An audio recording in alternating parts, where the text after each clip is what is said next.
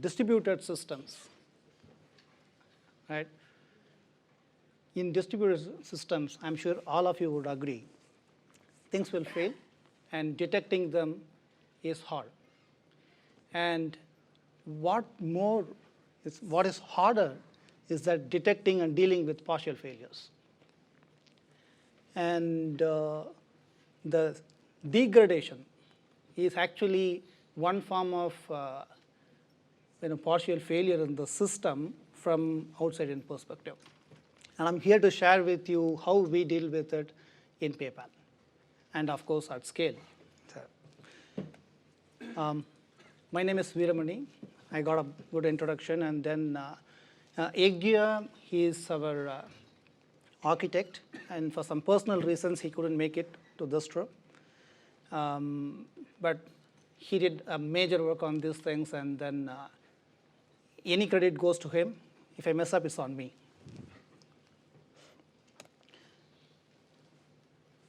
So to understand the PayPal's scale a bit, we are in about 200 plus markets.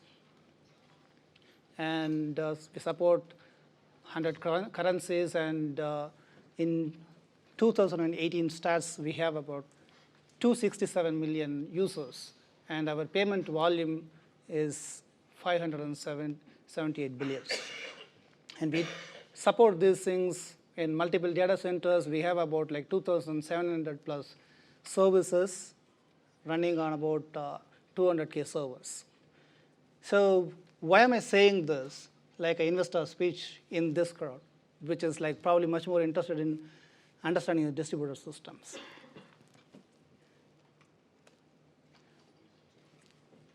Because what we would want to monitor and what we power monitoring is this type of a scale, this type of a system. And yes, we 2,700 plus should have already told you that we are into microservice architecture. And with microservice architecture, when we move towards it, the monolith world was like probably in one way little easier. It has its own challenges, but it is little easier. But when we go towards like SOA and then microservice architecture, some of the aspects, especially with the monitoring and tracing, becomes a huge challenge. And in the 2,700 applications that you are seeing, we have a combination of both stateful and stateless applications. And we are running in multiple data centers. So we have to support the monitoring for multiple data centers, and then the request actually can go through any of those data centers. And all these things is what really making monitoring itself is a complicated thing. And how we monitor at this scale is what I'm going to share with you.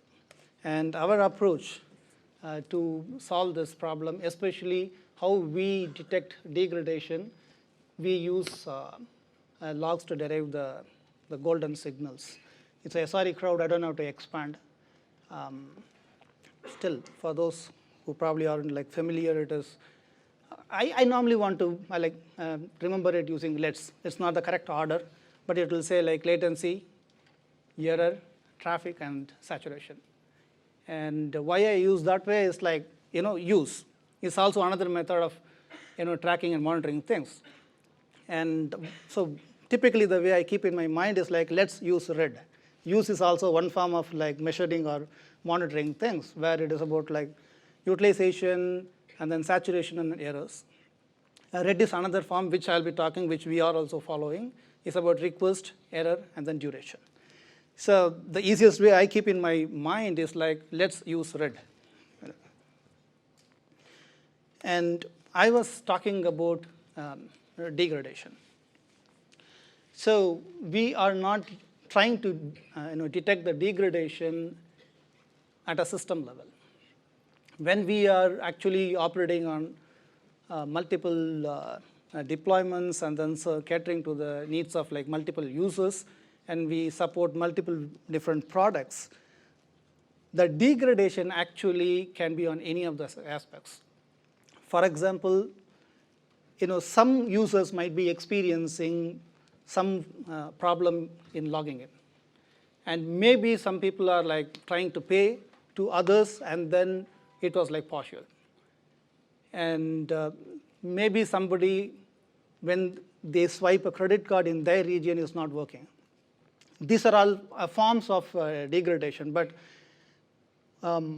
being on the other side, or putting differently, being inside, how do we detect it? And so I want to set some context on that. So usually, when what we have observed is that when the services degrade,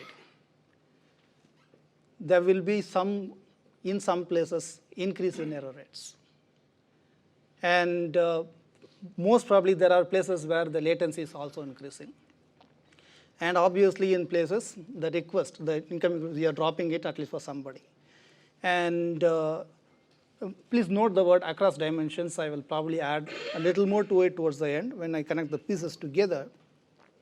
And we need to look at these aspects on many different dimensions, not just on the system side. And that's how we have developed our solution. What we call this like CAL, Centralized Application Logging. It was originally, this concept of CAL was originally developed in eBay.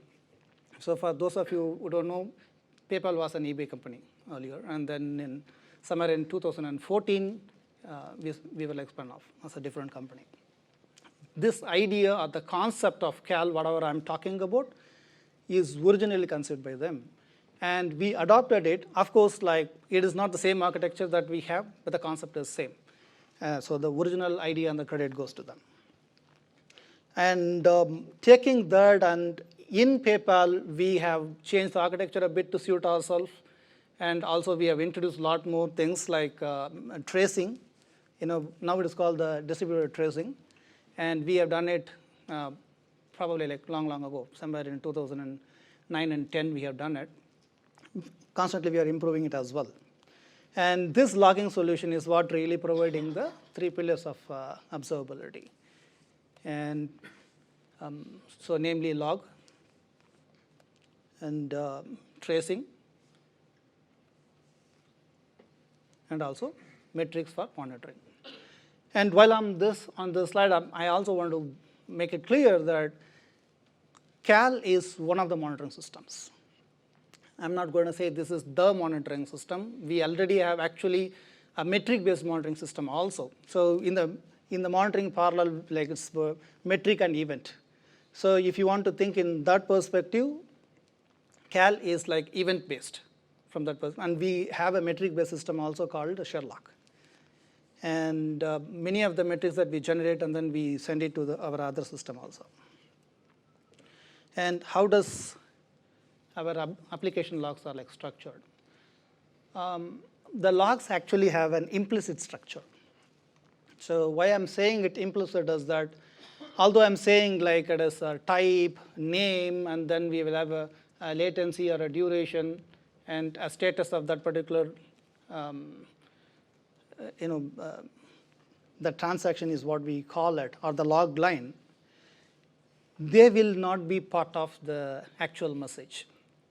And you would realize why it has to be an implicit structure when I actually go to the scale of PayPal, especially in my system, not just PayPal. Typically, it has an operation. The operation can be anything like maybe a login, or maybe somebody is trying to pay, or there's a checkout.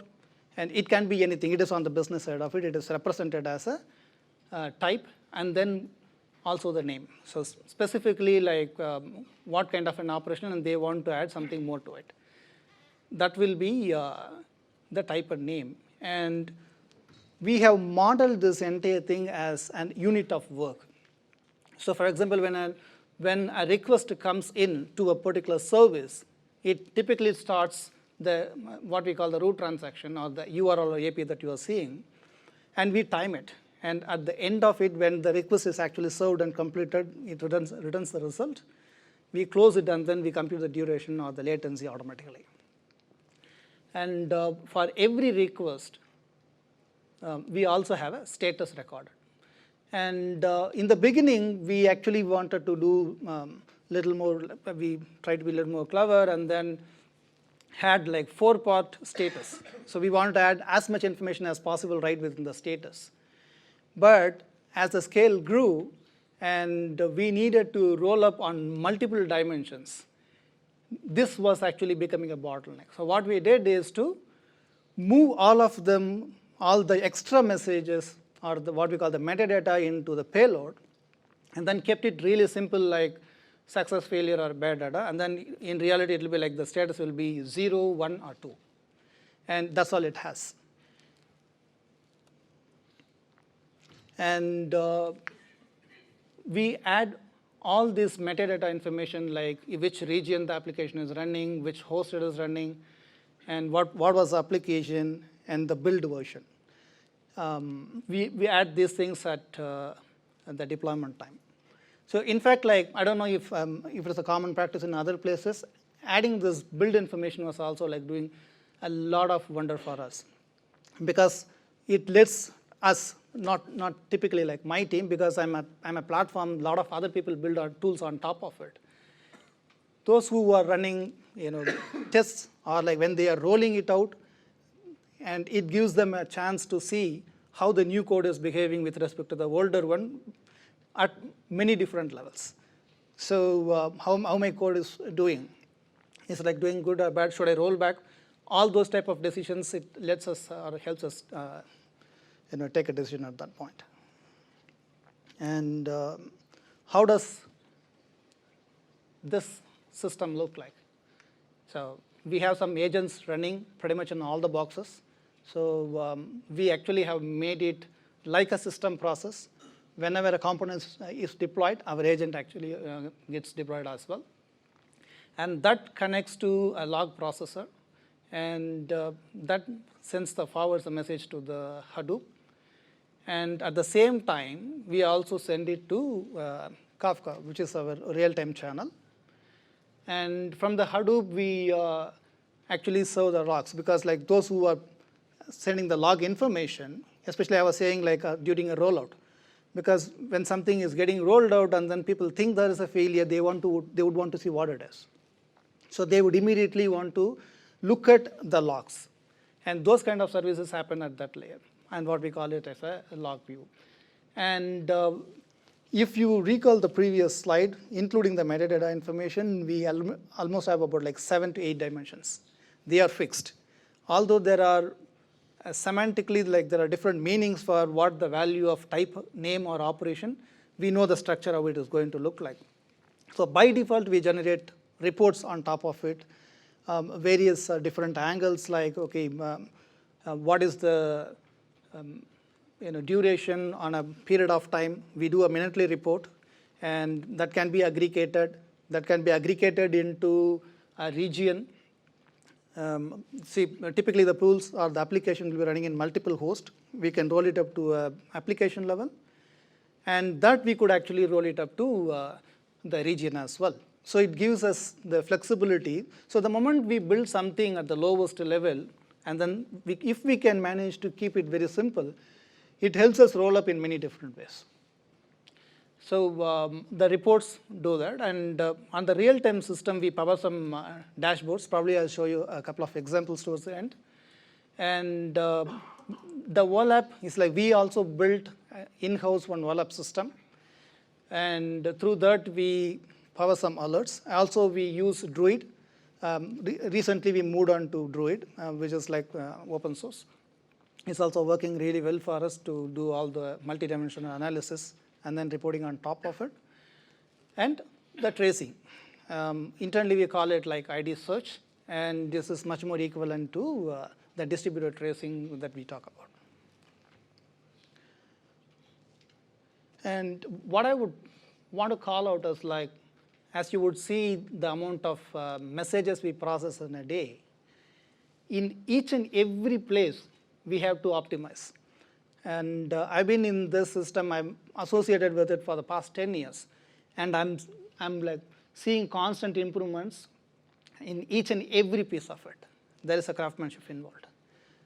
Because Even in the talk a little earlier, probably this morning, Laura Nolan, she was also mentioning about what it takes to maintain a pipeline.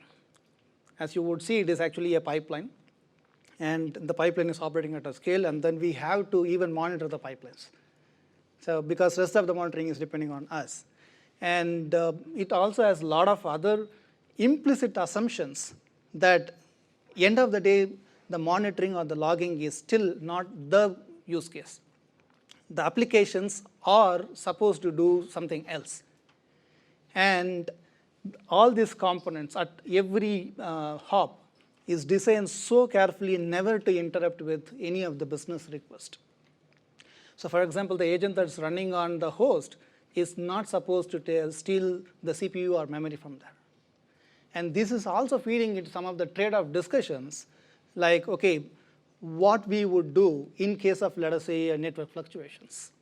So these are some of the trade-off discussions. So one could think that probably we can store the log locally and then forward it later, a typical like store and forward. But the implicit assumption we might end up making there is that first, there is a disk storage available on the box where the agent is running. And we also make an assumption that the fluctuation or whatever reasons there's a disconnect will be solving within a specific time so that we can actually replay it. And on all these assumptions, like at some point of time will prove dearly for us, and then we will realize that it's a problem. And those are the cases like every time we face something, we come back and then reiterate. So like that actually, in every place, either we need to optimize something or we need to be careful of not doing or over-engineering something here.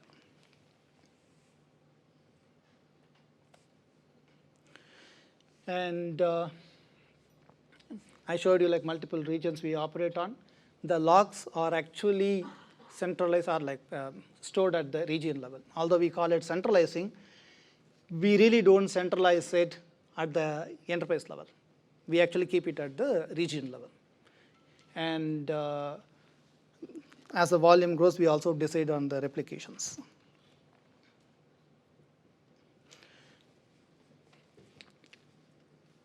There are like many different types of messages that can come in, and not all of them are equal. As I was telling in the beginning, we have some messages or some types that are really special, which enables really or which powers the entire monitoring.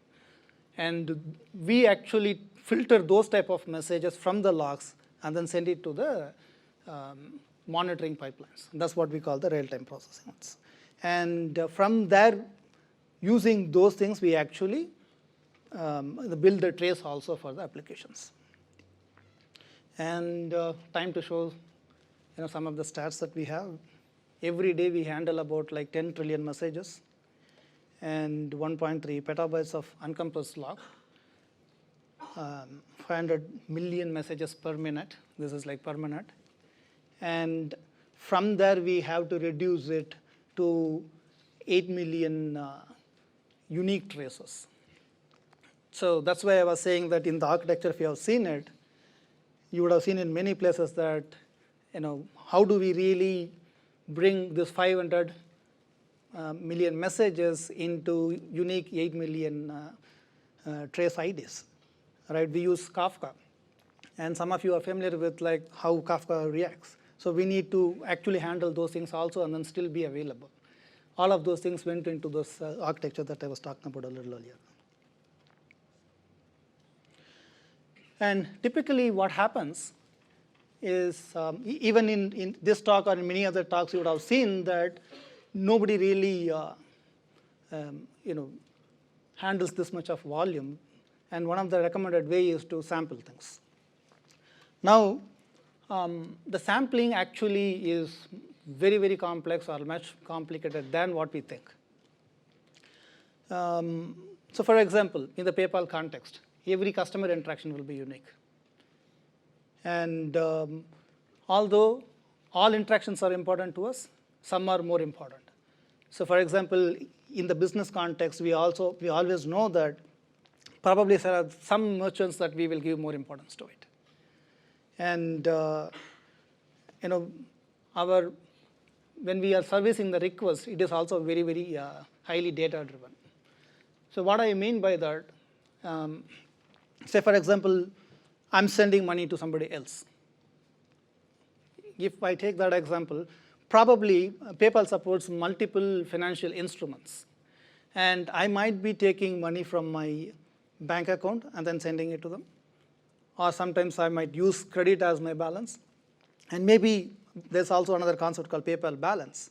I might be using my PayPal balance to send the money to the other person. Now, the same pay operation will have at least 3 different paths. And again, it will depend on how the receiver, whether if they are within PayPal, how that goes. So that is why the request and servicing the request itself is like kind of data driven. Now, when we do sampling, it has to help us get the same trend back as with generating the trend with the 100% of data. So otherwise, it's not going to be meaningful.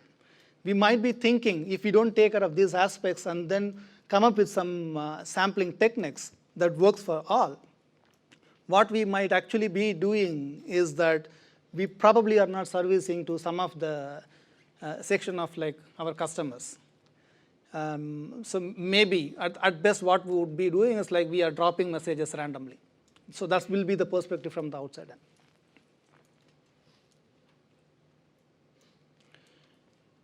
And also again, if you're familiar with the distributed tracing systems, and then some of the recommendation would be that you take about a percentage of it. And then typically when we try to trace it and we want to take a percentage, that would be mostly based on a time unit. So something like, because the interactions are like at multiple levels. Service A will call service B, that will call intern C and D, and other, it goes on and on. And we should be able to collect the sample in such a way that we get the same thing across all the places. Otherwise, the distributed tracing will not work. And one of the easiest way would be to probably do it on a time slice. Something like, okay, every minute, the first second, whatever comes in, I will take it. And then I will move it. Again, we have some other problems like clock skew and other things, but they are different stories. And now let us take that, and then let's say that we do a sampling something similar to that. And when I want to generate the trend, let us say for one particular region, that may or may not work. We just have to hope that we have correct samples for that particular use case. And then as like our SRE VP says, Wes Hummel, he says like hope is not a strategy. In whatever systems we are designing, we cannot say that I hope this works. So hope is not a strategy. And then again, from that angle also, we cannot hope that this will continue to work. And I was talking about the implicit structure. This is how it looks. So all the ones that are in that are marked, they will not be present in the logs. Say, for example, I was saying that in a day we process about 10 trillion messages, and then each and every byte that I save here are actually saving terabytes of storage on the other side of it. So that is why the implicit structure here. And also, like some of the things that we are not showing for sake of brevity here. And how do we generate metrics out of this? So as I was saying, like not all types are equal. The API or the top level operations, we treat it specially.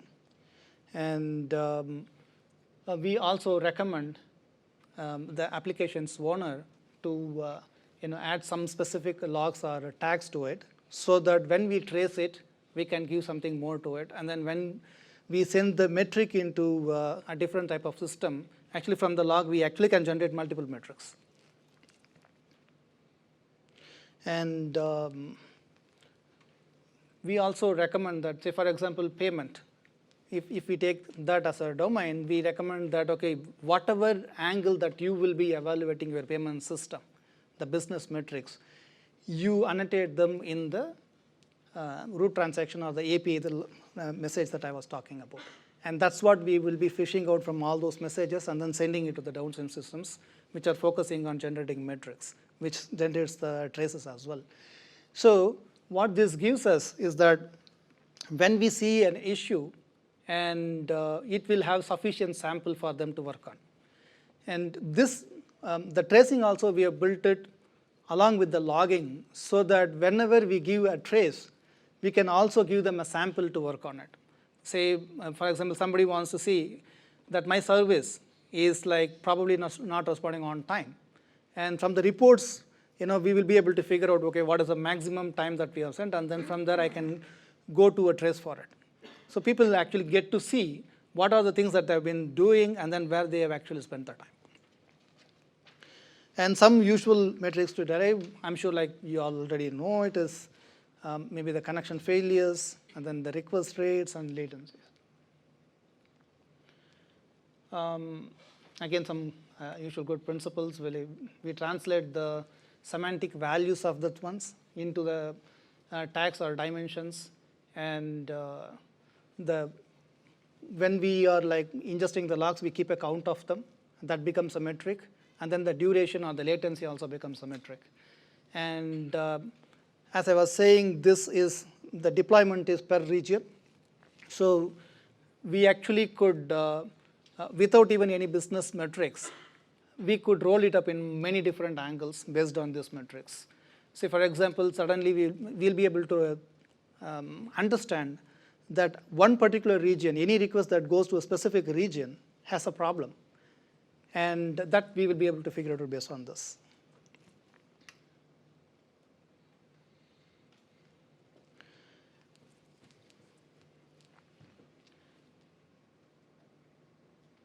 So when we want to detect or respond to it, we cannot be like too simplistic about working at that moment, because again, we need to look at it from the business angle when we want to like offer this one. I think like tomorrow at the same time, there is another session focused on why having the understanding of business and then business metric, that understanding will help the SRE. I think it's happening tomorrow in the same place. I'm also trying to listen more to it. So the pattern of every domain might be different. So for example, sometimes the login from some regions during a specific time will go down. It is not necessarily bad, because it's like, probably at night time they're not transacting. Or maybe let us say on a Monday, which is like typically a peak traffic day for us, and then the two around like 10, 11 o'clock we have seen it peak.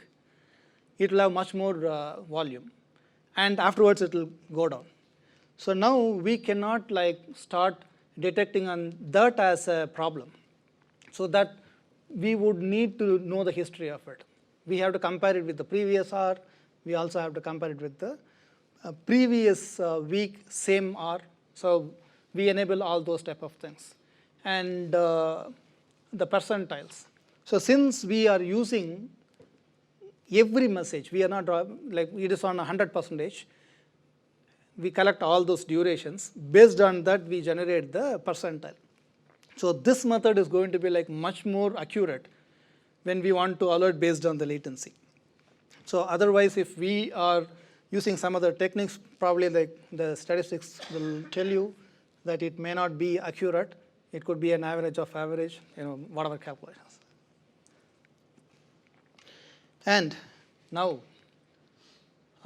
to sum it all, so we started with a complex problem. We want to detect degradation both in system side or in the business side of it. And this is the dimension I was talking about, because we are letting people add their own metrics also to the system, the same one that we are tracing. And by default, we are collecting some of the system side of metrics. On all those dimensions, we will be able to detect the degradations. And just like wanted to share a couple of things that we do. This is some of the dashboards that we have given. So this is like coming from the root transaction status I was talking about, the success, failures, and This is again measuring it from the external perspective. Last year, our VP actually gave a specific talk on FCI, failed customer interaction.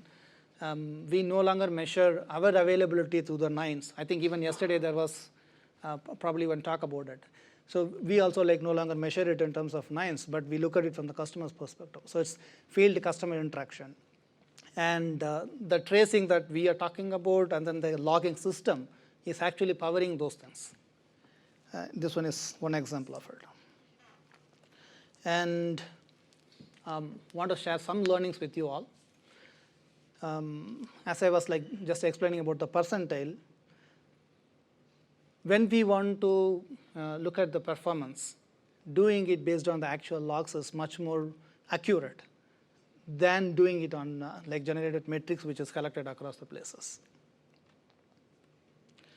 And this aggregation is better with metrics. What I really mean here is when it comes to the logs, this aggregation really about trying to centralize things.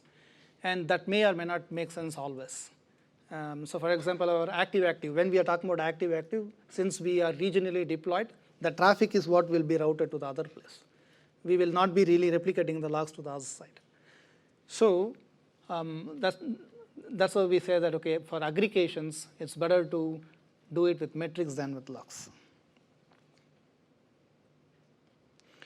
And we have also understood that from our experience that for TTD, it is metric, and then for TTR, time to recover is through logs, it's better. And the logging hygiene, we can talk about it. Probably we can talk about it a lot. Normally when a new training happens, pretty much leaving the rest of the talk, this will be my only place. Because I tell them, okay, what to log, what not to log, more than that. And many of the times, we have instrumented our frameworks to send the messages. Because when you want to get something consistently, we cannot expect everyone to send those messages. We need to collect it. So we have our application frameworks for our communications and then messaging. In each and every one of them, we have instrumented it. So when I talk to the new developers joining PayPal, I tell them that, okay, what not to log. And similarly, with all those in the instrumentation we have done in the root transactions that I was talking about, where we build the trace, I specifically tell or request, maybe sometimes even beg, not to break the correlation. So breaking a correlation actually becomes a bug. And that's why I say that many a times I tell them not to log than to log something, because majority of them that are needed to monitor the system is already in place, and nobody has to do anything about it. Only the business aspect of it, business metrics that needs to be instrumented, and then people can work on top of whatever we offer. So spend quite a lot of time on this logging hygiene. So that's all, and then any questions, comments, any other suggestions, welcome. I'm here to learn and share.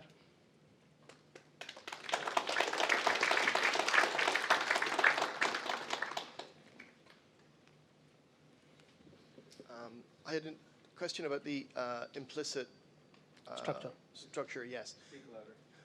For the sounds like it's working. Anyway, yes. For the implicit structure, does that mean that the logs are all plain text files with, say, comma-separated values, or are you using something like protocol buffers or thrift? Okay. That's correct. So we have that kind of a delimiter, and then the payload is like a key-value pair. Mm-hmm. So usually it is a tab-separated file. Mm-hmm. The first 7 or 6 fields that I was talking about. Okay, very good. And the second question, pretty quick. Have you ever looked at columnar logs or any explored that for your use case? So this is actually fed into many different aspects. We are evaluating many different systems, not only databases, not only open sources. Even we are looking at the possibility of something to buy also. And we continue to do that, but so far we couldn't find one replacement for it. What is the usual latency that you observe between an event occurring and it actually showing up in your metric? And as a follow-up to that one, what do you do when your logs get delayed in whatever region they occur and you have to like buffer them and then replay them? How do you get them back into your metrics? Okay. So the first one is, what is the latency between, let us say, when the message was published, really by the application, by the time it gets to one of the monitoring systems? It will be typically at least about a minute. Again, there is a reason why we have to do it. It has got more to do with saving the resources. Because when I showed the pipeline, we have the log processor, which needs to deal with a lot more messages. And even during the pipeline with all the network I/O, it is best to chunk the messages, batch them together, and then send it, even at the lowest level. In fact, we did one specific project, typically on that, where the firewall became a bottleneck for us. Because a payment company, and then even in our company, service A, when it talks to service B, even that is like mutual auth. So within our own data centers. And there's a firewall in place in many different things. So we have to be conscious of it. That's why the batching is one a default principle that we have. And because of that, we have it, and it's not because of anything else. So it will take at least 1 minute. And depending on how many more hops we have it. So for example, the messages will get to the system, which collect, let's say, if you're talking about tracing, it will wait for 1 minute before it can collect the traces. And then it will have to go and then index it. We have doing it. So typically it is about 1 minute to 1.5 minutes. And I think the second question is about losing messages, right, No, at the region. Well, it was like if messages have to be delayed because of some temporary network glitch or whatever, and you have you showed some graphs, and how do you deal with events arriving later when you already wrote out your metric value? Do you augment that later? Do you re-add that later? Or what do you do with your metrics in that case? Okay, so I might shock by this. We actually follow, especially this system follows a philosophy called, or a principle called, by design, loss by design. So what we do is as I was saying, we put all our effort not to lose any messages. So on the engineering side, we take enough care for it. But there are things, let us say, is out of our control. We don't try to restore it. And I don't know if you were around when I was started talking. That also means when you want to keep the messages for some time, either we need to keep it in the memory or probably local disk. And both of them are, again, against the principle of this logging system, because I cannot steal resources away from the business. So these are all some of the things why we decide that if things are not in our control, we will lose that message. We will not try attempting it, and then probably make things a little more worse. So this is design. By design, we lose data.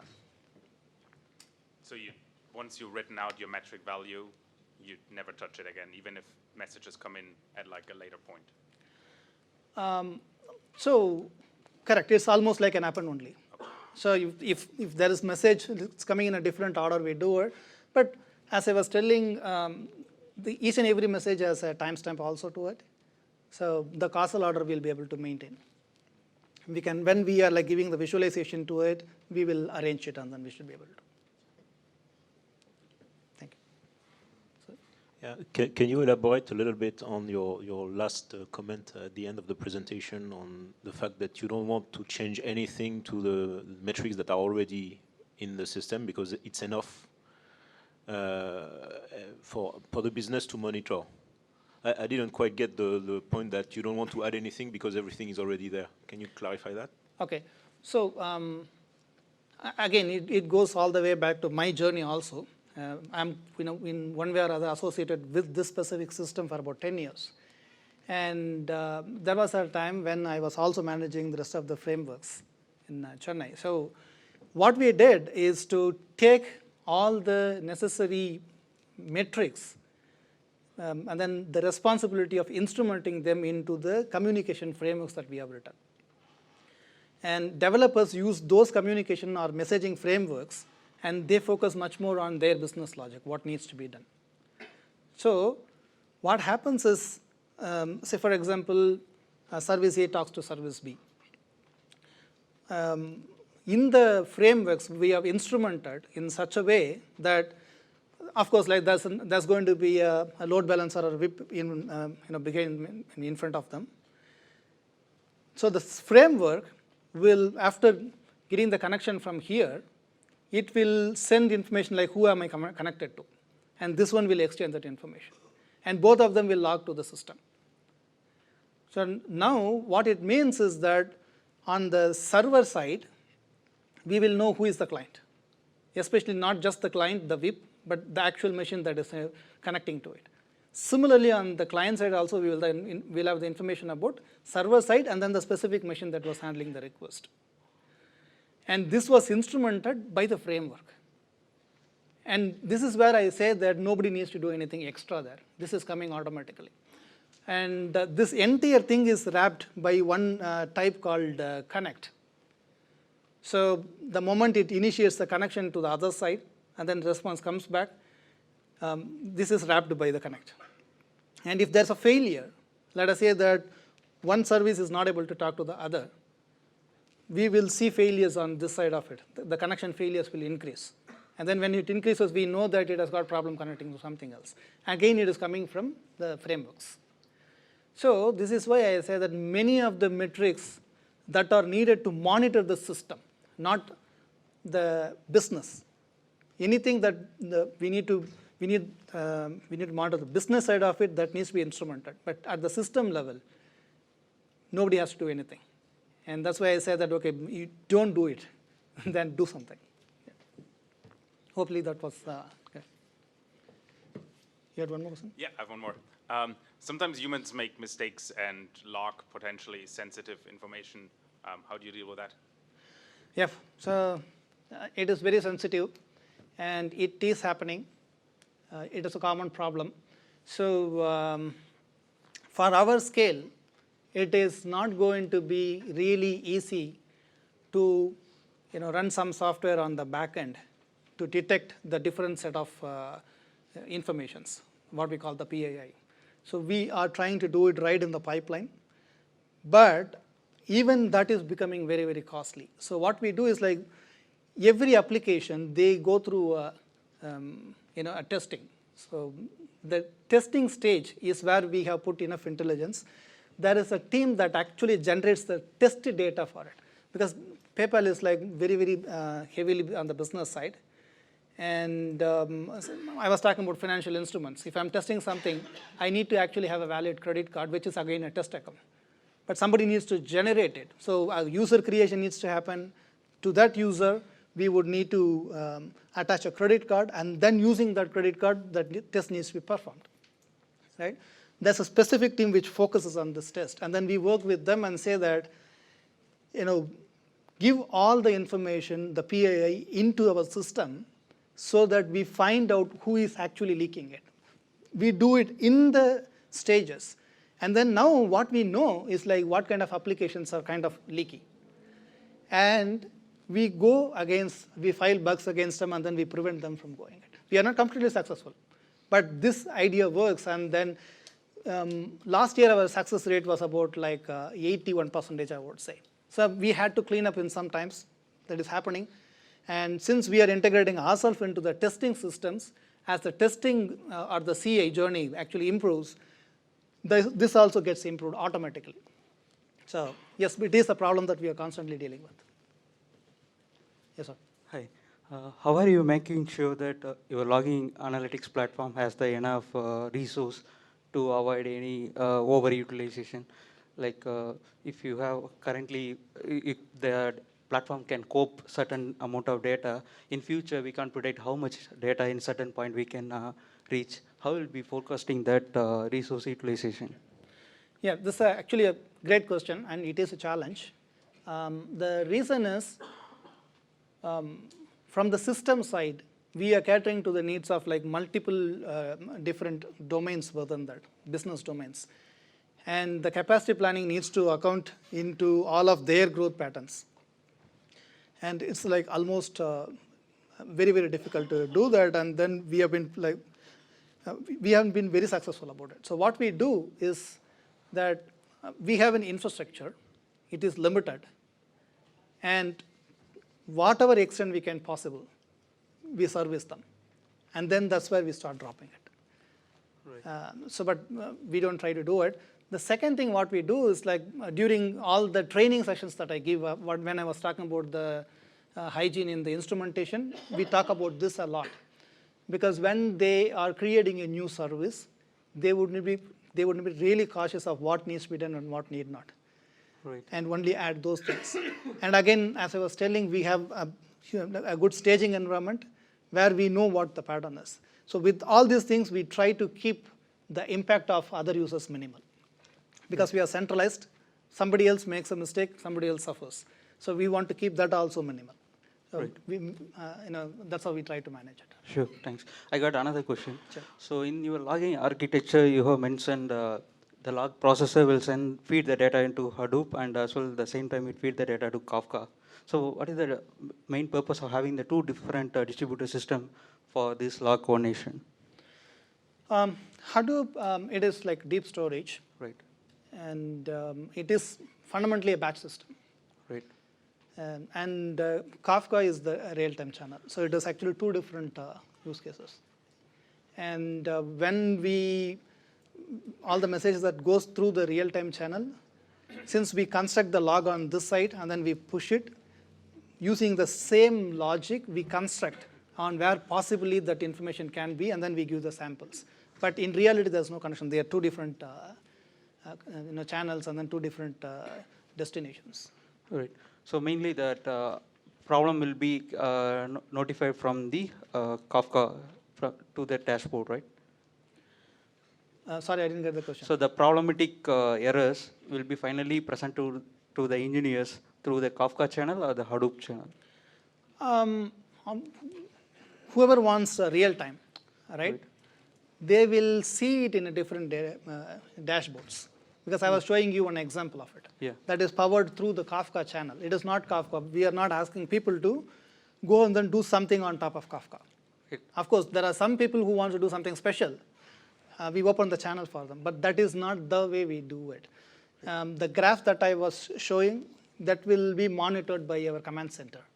Right. And they keep an eye on most of the things. And even within the command center, since we have a lot more information, we pop up where the error actually goes in. So it doesn't mean like they have to look and sit and look at the same place and then they will have to look for errors. If there is error, we actually put it in some specific places. Right. Because like as a human, we are trained to look at things in some specific ways. So when there are errors, they know where to look for. That's the same place we pop it. So we don't expect everyone to go to the Kafka channel and then read the errors. Sure, thanks. Okay, no other questions? Thank you, and then give me some suggestions on how you are doing it. If you think something else can be done differently, I'm open for it. Thank you all.